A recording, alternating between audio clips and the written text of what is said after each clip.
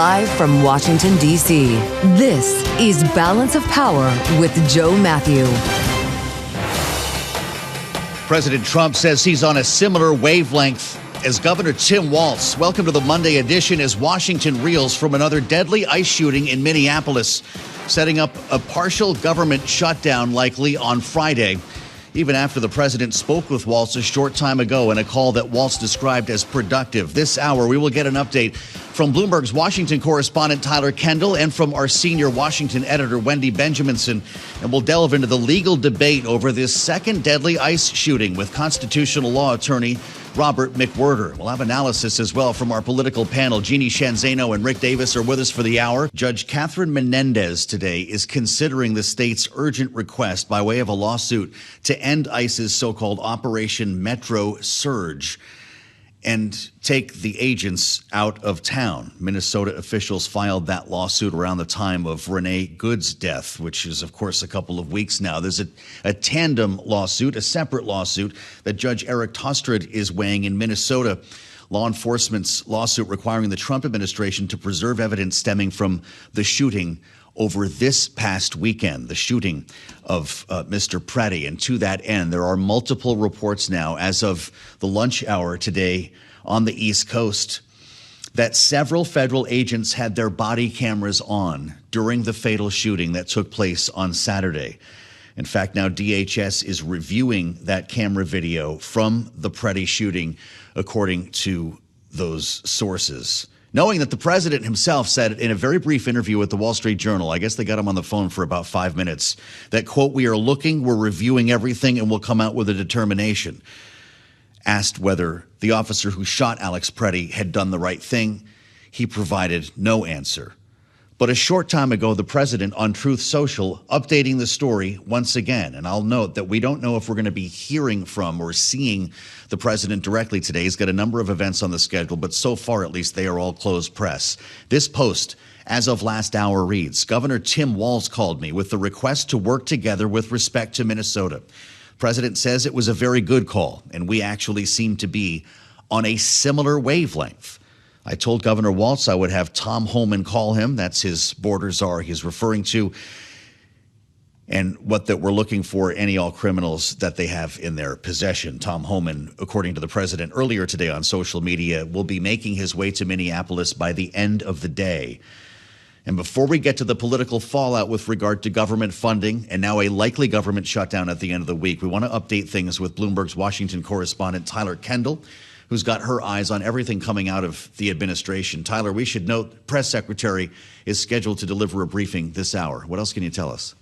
Right. And no doubt, Joe, Caroline Leavitt is going to be asked questions about the potential political fallout here and what the White House's actions are going to look like going forward, because you mentioned that call between President Trump and Minnesota's Governor Tim Walz, which is considered to be pretty significant in the fact that they hadn't had contact ahead of this. And the president did indicate that they do intend to hold another call down the line, perhaps signaling that there is going to be more cooperation here when it comes to state, federal, and local law enforcement, because there are a whole lot of different threads that we could pull on. You mentioned that we are closely tracking this court case in Minneapolis. We can confirm that that hearing has ended, but without a ruling. And at this point, we don't know what that timeline is going to look like to get a ruling on whether or not ICE will be expelled from Minneapolis, which means that at this point, all eyes are on the administration as they face this mounting pressure to act in some accord. Now, you did mention we got some perhaps signals last night that President Trump would perhaps move towards a more de-escalation stance, considering he said that they were reviewing this, which seemed to be in opposition to some of the initial remarks that we heard from administration officials over the weekend, including the DHS Secretary Kristi Noem. But Joe, of course, at the heart of this is the fact that Tom Homan is going over. That is seen as a de-escalation tactic in a way. He operates separately from the DHS Secretary. He is in his own silo. And of course, DHS has been overseeing these operations that are out there on the ground. Yeah. Tyler, thank you so much. Bloomberg's Tyler Kendall with the Washington and administration side of this story. And I suspect we'll hear more with Caroline Leavitt set to brief any moment now. This is what we heard from officials in Minneapolis and Minnesota over the weekend. Listen. The world knows how he died. He died at the hands of ICE agents on the streets of Minneapolis. And I call on all Americans to see the decency that this state is exhibiting and the horrific cruelty, unprofessional, absolute abomination that is passing for what these ICE agents are doing on our streets. If we don't stop this behavior here, it will only expand, and it won't be good for anyone in our country. Our officers are tired, our businesses are tired, and this additional support is necessary. And again, the chaos that we are seeing is caused directly by ICE, Border Control, and this federal administration. Governor Tim Walz, Attorney General Keith Ellison, Mayor Jacob Frey.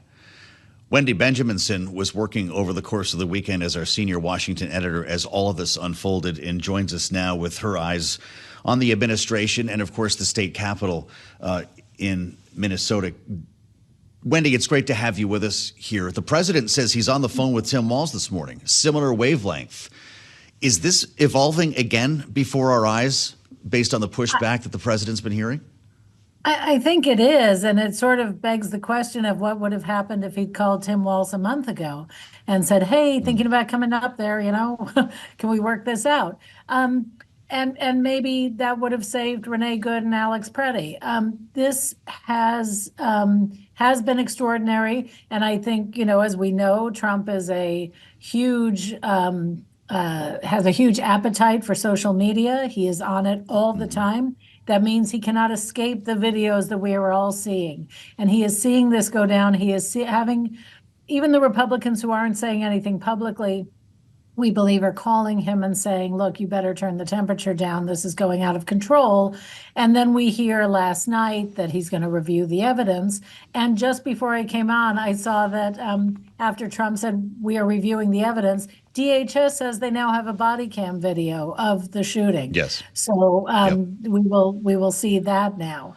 So they will review the evidence. He sent Tom Homan up there to sort of take some control over the situation. We don't know right now whether that will calm things down or make them worse, although Tim Walz seems to welcome it.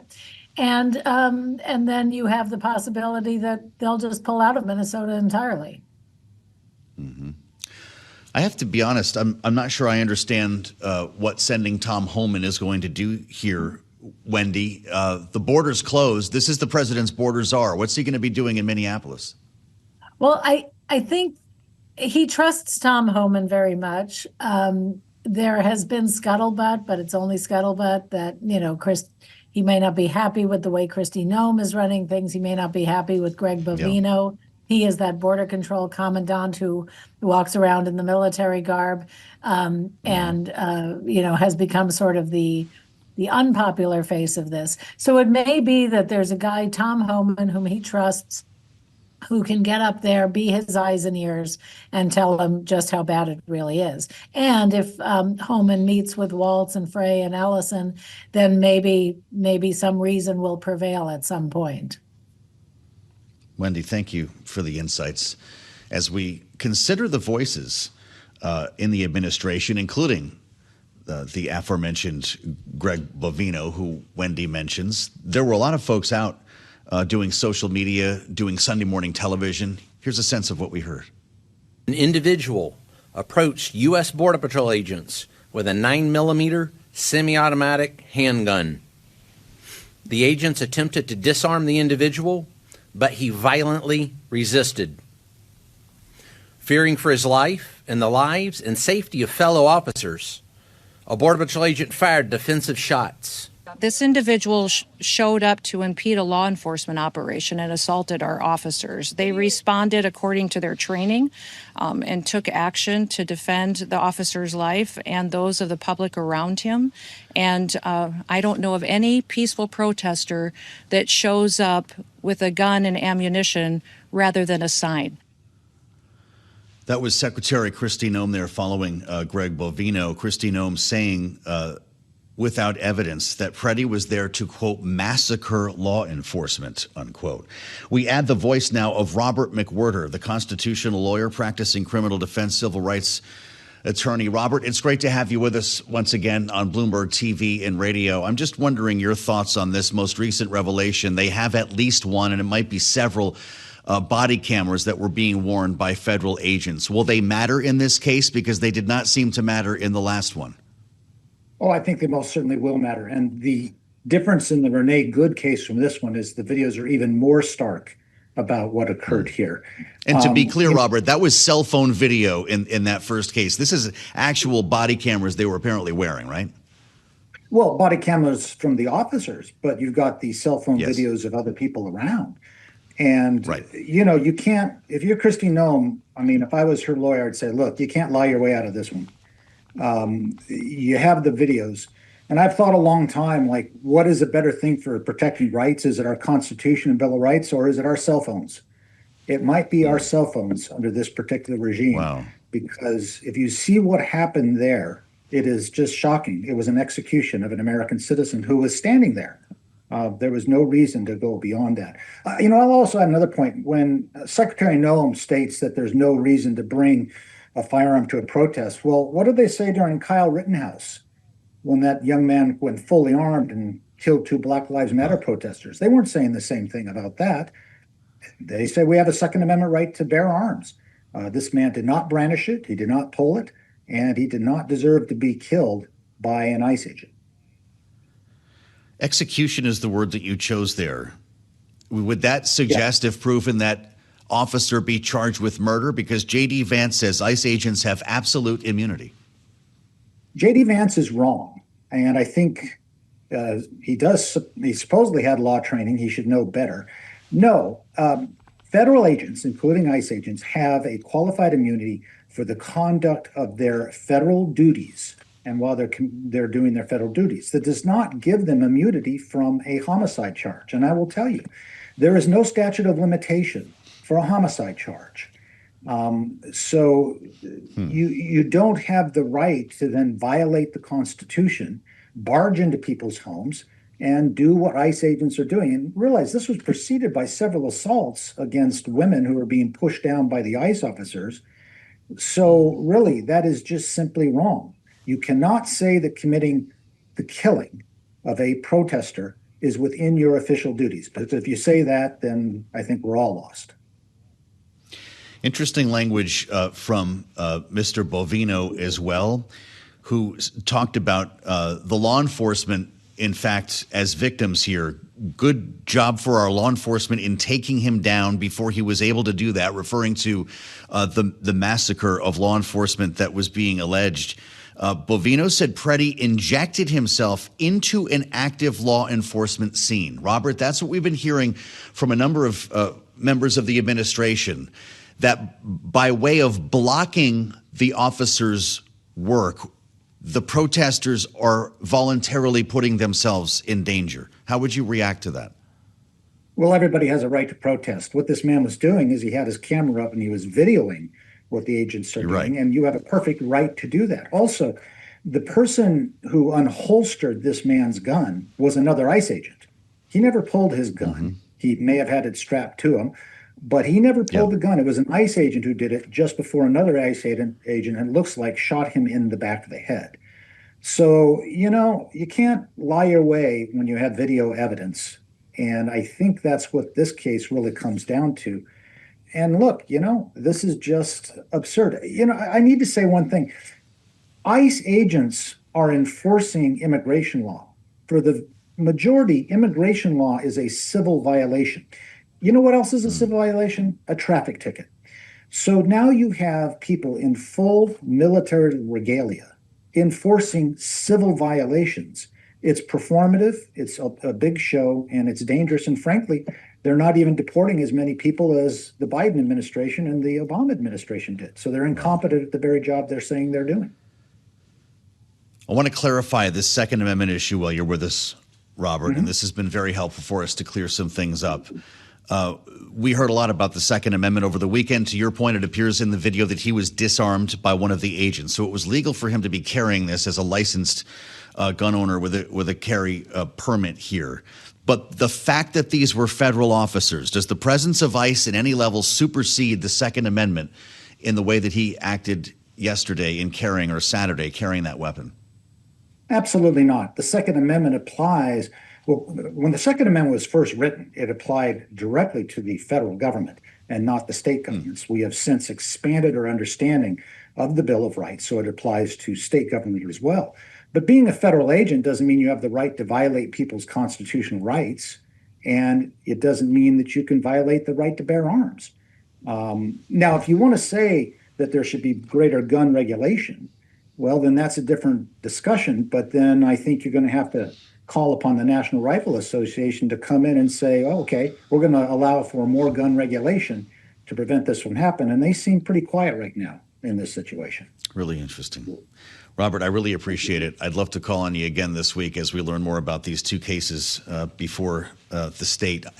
Robert McWhirter with us from Maricopa County in Arizona, our constitutional law expert, criminal defense attorney with us here on Balance of Power. I'm Joe Mathieu in Washington. We'll assemble our political panel next. Now that we've set the baseline on what has happened, not from over the weekend only, but today as well, the president's call with Tim Walz.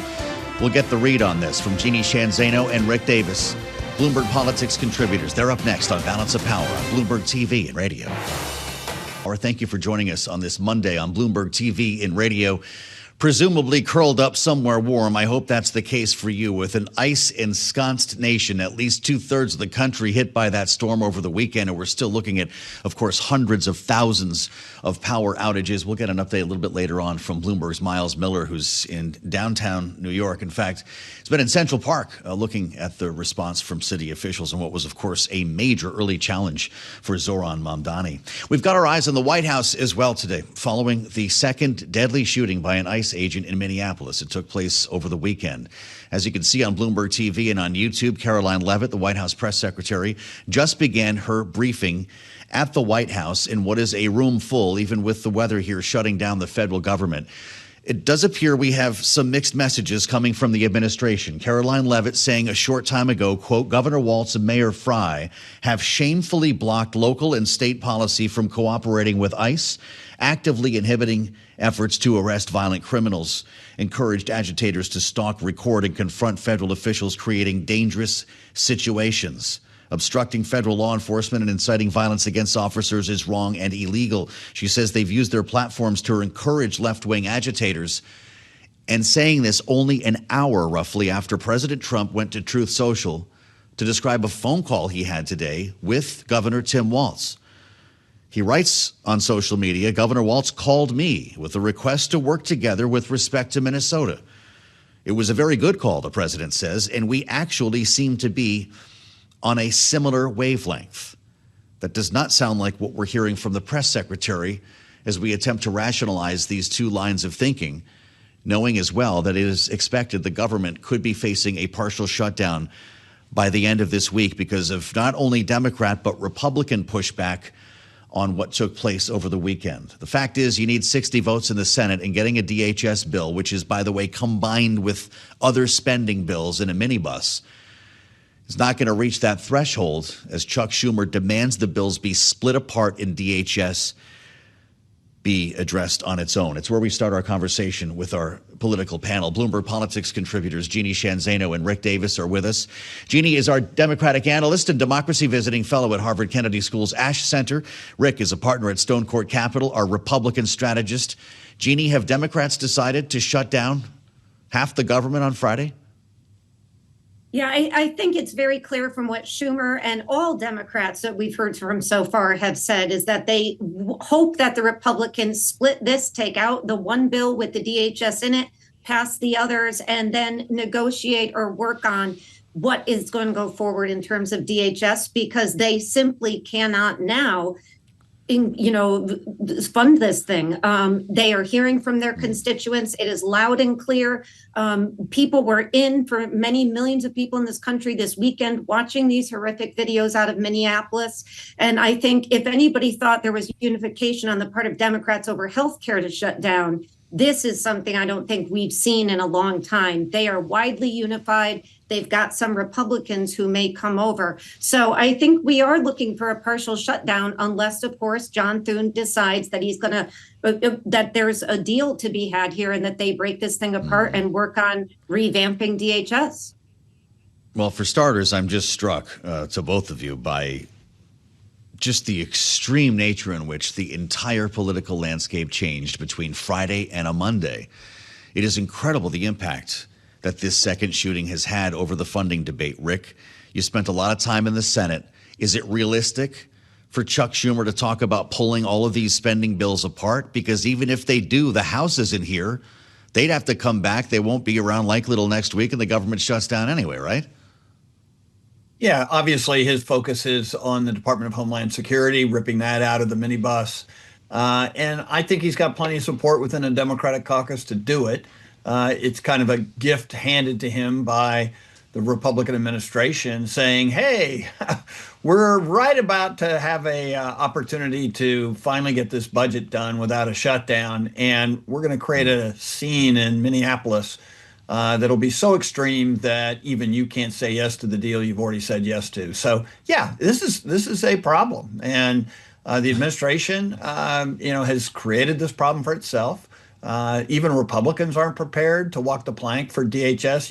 You can count on two hands Republican senators who have said we need a immediate investigation, state and local people involved. Right. That we're trampling on the rights of core values of the American citizens' right to protest. There's very little support right now, even on the Republican side, for not doing something dramatic to sort of give a message to DHS that we can't have these kinds of things happening anymore. So, even though Republicans aren't prepared to vote against it, they need Democrats in the Senate to pass this omnibus, and they're not going to get it. So, the next worst thing is Republicans are going to be in the House on leave while this is going on and aren't going to stop and come back right away to try and fund the government. They're going to go ahead and finish out the week, let the government expire, and then get around to it later on. So American public is not going to feel well served this week. And it's only been a couple of weeks since the last shutdown, Jeanne. How quickly we forget.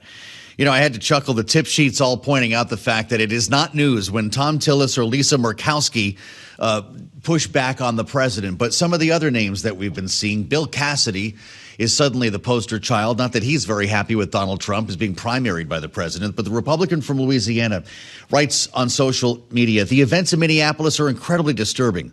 The credibility of ICE and DHS are at stake. There must be a full joint federal and state investigation. He was echoed by Andrew Garbarino in the House, Jeanne. This is the chair of the Homeland Security Committee who was on with us last week, asking for the heads of ICE, Customs, and Border Protection to testify before his committee. You've even got James Comer suggesting ICE leave Minnesota. We'll look back on this, I guess, as a turning point, Jeanne, but I'm not sure what we're turning to. Do you? That's right. And I was just going to mention James Comer went on Fox News. And if you look at the more conservative media, I'm just looking at the New York Post here where I am, and they have a headline now saying Trump snubs Kristi Noem, who they call iced Barbie. And their point is, of course, along with a big story on Comer on Fox News, that there is, if you look from the Washington Examiner and some of these other more conservative outlets, they are reporting on these people who are calling the administration to task. And what's so baffling is to hear the press secretary right now in the room with reporters blaming Democrats not more than an hour after the president took to Truth Social and tried to walk this thing back. And this has been a theme with this administration. They simply cannot get out of their own way. They had a big victory here with closing down the border on an issue that got them the White House, and yet they have done everything they can at this point to disrupt that. And Republicans in Congress are not going to walk the plank for the administration on this. So a very difficult time for the president. And by the way, none of this was hard. We're really sorry this happened. Let's have an investigation. Let's work with local officials. These are things that are said all the time. And yet instead they went on the air this weekend calling victims suspects, calling them assassins and terrorists. I mean, it's utterly inexplicable from a messaging standpoint or from any common sense standpoint for this administration. Well, I'm compelled by the business side of this, Rick Davis. We can talk about outrage among politicians all day long here, and there'll be more where that came from. But it's not every day you see a letter like this. 60 chief executive officers from Minnesota-based companies calling on the president to de-escalate tensions between state, local, and federal authorities, knowing that, of course, we have a real standoff here on a government level. We're talking about Best Buy, Target, Cargill, General Mills, United Health. We're also talking about sports teams. The Minnesota Vikings and Timberwolves are on here. This was shared by the Minnesota Chamber of Commerce. Is this what's moving the president, Rick Davis? I think all these things are starting to maybe get his attention. You can't avoid the impact that all of this is having on the people in Minnesota, and the impact economically to the community. The city and state are shut down, and that was the intent. The administration makes no bones about it. They're going to go to these quote sanctuary cities, and they're going to root out these illegals who are supposedly causing all this trouble in the community. Except in these communities, there wasn't that much trouble. And the federal officers who are there are creating so much disruption that it's impeding the flow of commerce. It's keeping people, at home, away from their schools and their churches. It's just phenomenal, the impact on these communities, and so the administration is getting what they asked for. I think someone needs to actually start talking to Stephen Miller, the deputy chief of staff.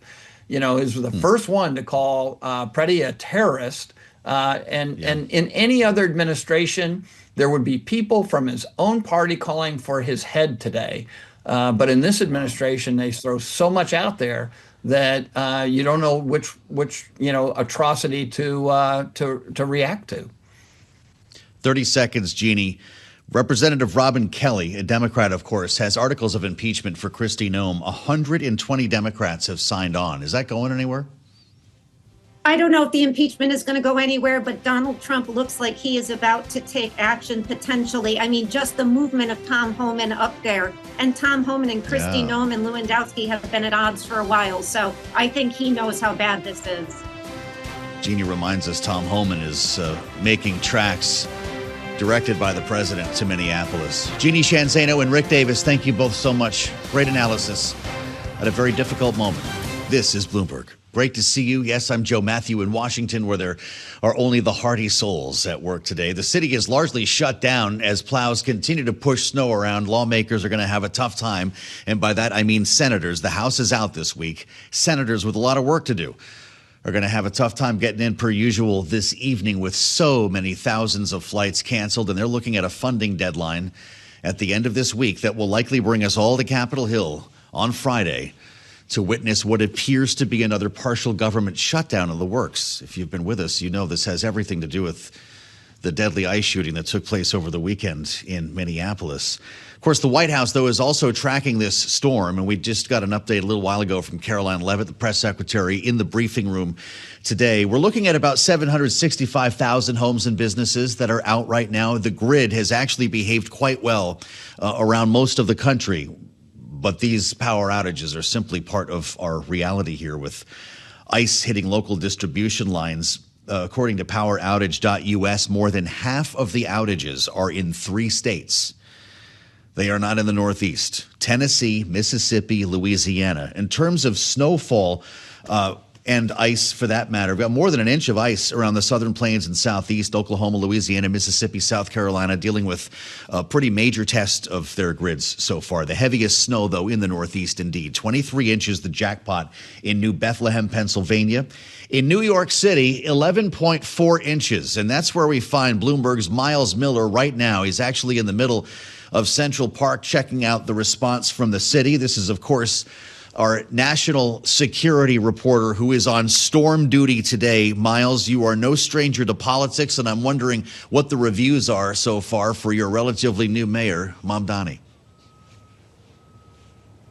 Yeah, and it's not just him, of course. New York City Mayor Zohran Mamdani and New Jersey Governor Mikey Sherrill just facing their first major crises with less than a month in office. For Mikey Sherrill, just about a week in office. She was sworn in on Tuesday. Of course, Mamdani worked quickly to mobilize more than 2,000 sanitation workers on 12-hour shifts. Actually, that number is about 5,000 sanitation workers. Every street in the city was plowed by this morning several times. The subway kept running. He closed schools outright, but avoided and did not get to avoid that remote learning disaster that plagued Eric Adams 2 years ago, because there's still some people who were not able to log on. Sherrill, of course, suspended all New Jersey transit on Sunday to keep people safe and keep them off the roads, implementing emergency highway speed restrictions.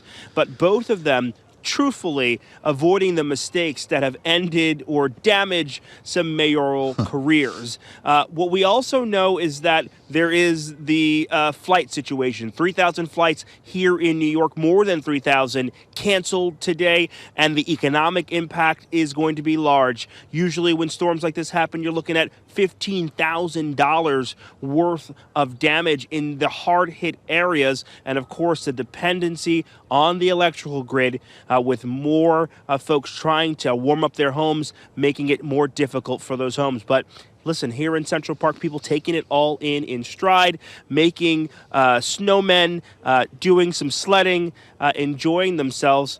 I saw a snowman, and because I could not be out and have fun in the snow because it's that really powdery snow, I had to take the snowman's nose. Bye-bye, snowman. Adios. For those of you on Bloomberg Radio, you missed him with his carrot. Myles, I'll tell you what, having every street plowed in New York City is quite a feat. I can't say the same for the District of Columbia. There are a number of side roads that have not seen a plow. But I'm wondering then what that means for transit, not just in New York, but in New Jersey as well. How are the buses, the trains holding up? New Jersey Transit has a lot of difficulties on any given day. The buses are largely back and running, but most of the lines on New Jersey Transit are not working right now. Light rail got back up to speed. You're starting to see some branches of New Jersey Transit back up and running, but it's going to take some time for them just because of the way that system works. A lot of it is operated, on Amtrak's trains as well. So if there are issues with Amtrak, there's issues with New Jersey Transit, especially on that Northeast corridor line that we know so well. So they're having a tough time, and it'll be a big test for Mikey Sherrill. Will she be able to, in her governorship, be able to improve the way New Jersey Transit responds in storms like this? This was one instance in which the service was completely shut down in New Jersey, but in New York, the MTAs, Long Island Railroad and Metro North Railroad, which are both commuter rails, were able to run almost normally. Remarkable. Myles, you look really comfortable out there. I think this is great. Try to make some friends in Central Park while you're with us here. Bloomberg's Myles Miller, live on Bloomberg TV and radio. We have a number of logistics to consider here, not just the grid, but the role that the federal government played in helping states prepare for all of this. Monica Medina is with us, former principal deputy undersecretary of NOAA in the Biden administration. Monica, it's great to see you. The scale of this storm was truly remarkable. How are you feeling now that it has largely passed? Because there were many concerns going into this of massive power outages, and I know we have hundreds of thousands, but there were great memories, difficult memories of what happened, for instance, the ice storm in Texas in 2021. We seem to have avoided stories like these. Thank you so much, Joe, for talking about this today, because I think it's important for people to understand that we did get through this storm really well. And I want to take a minute and thank the National Weather Service forecasters who worked around the clock. And they are still short-staffed. I want to thank all of the first responders, the people out there who are cleaning up those downed trees and putting the power lines back up and trying to get all those people's power restored. 800,000 people is not a small number of power to be restored, especially in places where they're not used to it. Hochul, the governor of New York, called this an Arctic siege. And she's right. And what we see, I think, and what we need to be prepared for is more and more of these Arctic blasts. It is colder now in Chicago and Indianapolis, significantly colder than it is in Anchorage, Alaska. And so when the president and this administration makes light of climate change, they really are shortchanging the American public, because we need to be prepared for a lot more of this kind of extreme weather, the kind that a lot of places just aren't prepared for. And the Weather Service cuts are definitely impacting the Weather Service, and we can talk about that. Well, yeah, hold on to that, because I have a question for you on budget cuts. But you mentioned the administration, and I saw this post from the president last week. This was on the 3 days ago. The president on Truth Social: record cold wave expected to hit 40 states, he wrote. Rarely seen anything like it before. Could the environmental insurrectionists please explain whatever happened to global warming?